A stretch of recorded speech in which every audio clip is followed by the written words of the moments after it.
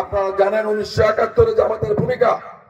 জামাত এদেশের স্বাধীনতা বিরোধিতা করেছে, লক্ষ লক্ষ মানুষকে হত্যা করার জন্য পাকিস্তানিদের সঙ্গে মিলে রাজাকার আল বদর আল শামস বানিয়ে হত্যা করেছে। লক্ষ লক্ষ মা বোনকে ধরে নিয়ে তার ইজ্জত লুণ্ঠন করে হত্যা করেছে, অথবা পাকিস্তানিদের হাতে তুলে ধরেছে।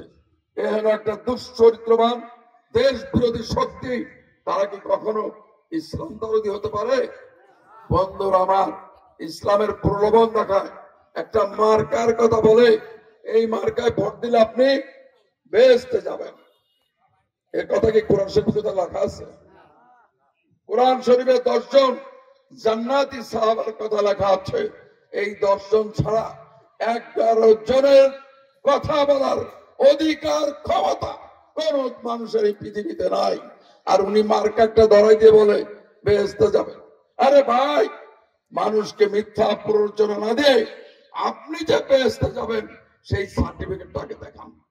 ওনাকে বলবেন, গেটি থাবায় ধরবেন, এই বেটা তোর এই মার্কায় ভোট দিলে আমি বেহেশতে যাবো, তাহলে তোর বেহেশতে তো স্যাংশন হয়ে গেছে, তা তোর সেই সার্টিফিকেটটা দে।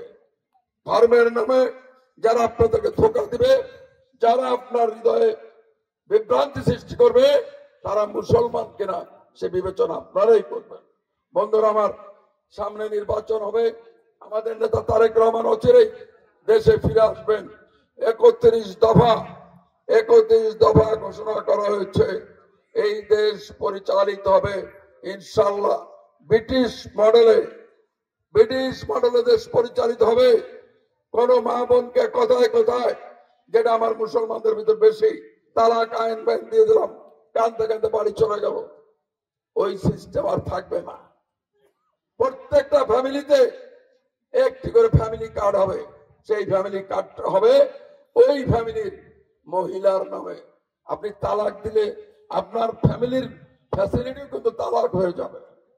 আপনার প্রত্যেকটা কৃষকের কাছে একটা ফার্মার্স কার্ড থাকবে, যে কার্ডের ভিতরে কম্পিউটারে দিলে আপনার কত টাকা খাজনা বাকি, কত জমি বাকি, কতটুকু আপনি ক্ষতিগ্রস্ত হয়েছেন, আপনার কি দরকার, সব ওই কার্ডের ভিতর থাকবে।